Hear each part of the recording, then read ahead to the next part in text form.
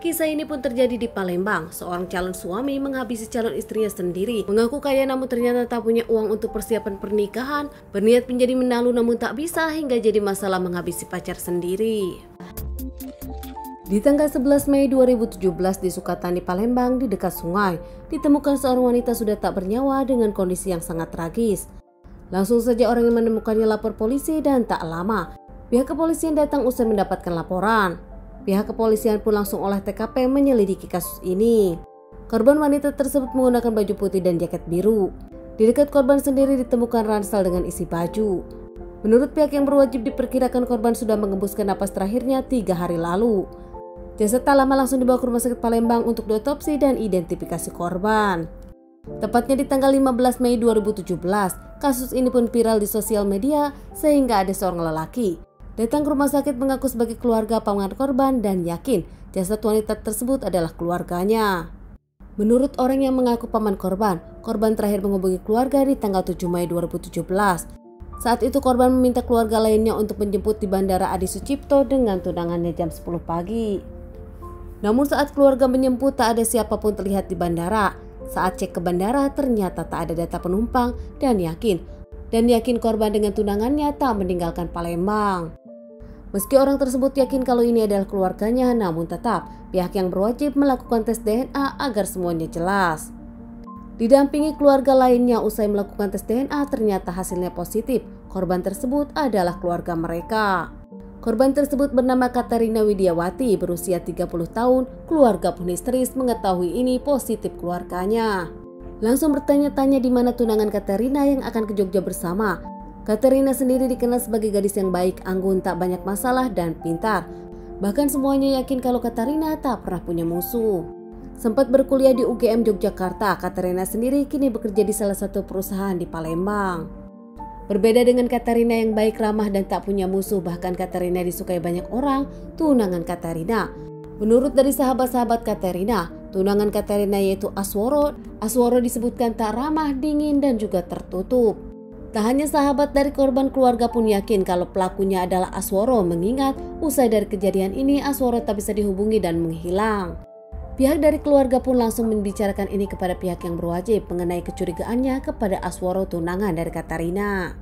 Pihak yang berwajib pun langsung melakukan pencarian kepada Asworo untuk diidentifikasi. Namun ternyata Asworo sudah menghilang hingga akhirnya cukup susah pihak yang berwajib mencari Asworo. 1 bulan kemudian, berkat kerja keras pihak yang berwajib, Asworo diamankan saat sedang di kos-kosan pacarnya di tempat persembunyiannya di Bandar Lampung. Asworo yang sempat melarikan diri saat diamankan melakukan perlawanan hingga akhirnya Asworo pun didor pihak yang berwajib. Dibawa kembali ke Palembang dan diinterogasi, Asworo mengakui kalau dirinya pelakunya.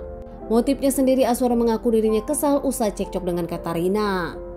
Saat itu Asworo dengan Katarina janjian bertemu membicarakan tentang prawedding pernikahan mereka. Saat itu mereka berencana akan ke Jogja untuk foto prawedding dan membeli cenderamata pernikahan.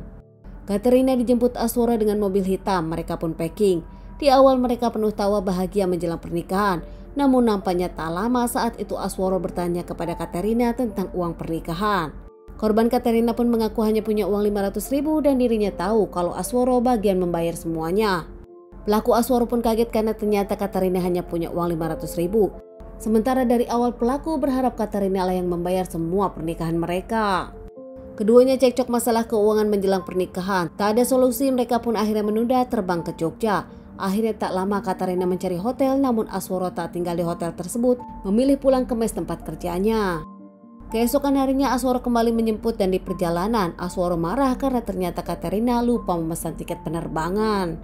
Dari sana keduanya cekcok lagi dan lagi. Usai itu ternyata Asworo keceplosan. Asworo yang mengaku hidupnya mapan ternyata hanyalah seorang pegawai karyawan fotokopi. Bahkan mobil yang dipakai oleh Asworo ternyata mobil sewaan. Ketahuan kebohongan Asworo membuat Katarina kesal. Asworo juga panik karena ketahuan kebohongannya hingga akhirnya memukul Katarina beberapa kali dan memindahkan Katarina ke bangku belakang hingga menganiaya Katarina. Tanpa disadari Katarina pun tak bernyawa, dicekik dan dipukul, bahkan dibekap oleh Asworo sang pelaku. Usai sadar kalau Katarina sudah tak bernyawa, Asworo pun langsung mencari tempat sepi dan membuang Katarina di semak-semak di dekat sungai hingga meninggalkannya. Pelaku pun tak lama menjual motornya dan kabur. Saat itu tak hanya menjual motor pribadi, Asworo sendiri menjual kamera dan handphone milik Katarina, bahkan mengambil uang 500 milik Katarina. Pelaku sendiri kabur beberapa kali hingga akhirnya dirinya kos-kosan di Bandar Lampung dan bertemu pacar baru. Di sana pelaku diamankan dengan melakukan perlawanan. Namun tak bisa berbuat apa-apa, kini Asworo pun hanya menyesali perbuatannya. Diamankan dan menjalani persidangan beberapa kali hingga akhirnya Asworo mendapatkan vonis 15 tahun penjara. Penyesalan Asworo kini hanya sia-sia. Ternyata dari awal Asworo memang hanya ingin numpang hidup kepada sang pacar Katarina yang punya pekerjaan mapan. Sementara Asworo sendiri hanya seorang pegawai fotokopi yang ngaku-ngaku jadi orang kaya. Kejadian ini membuat keluarga Katarina kaget dan hanya bisa sedih tak menyangka sang anak Katarina dihabisi calon suaminya sendiri.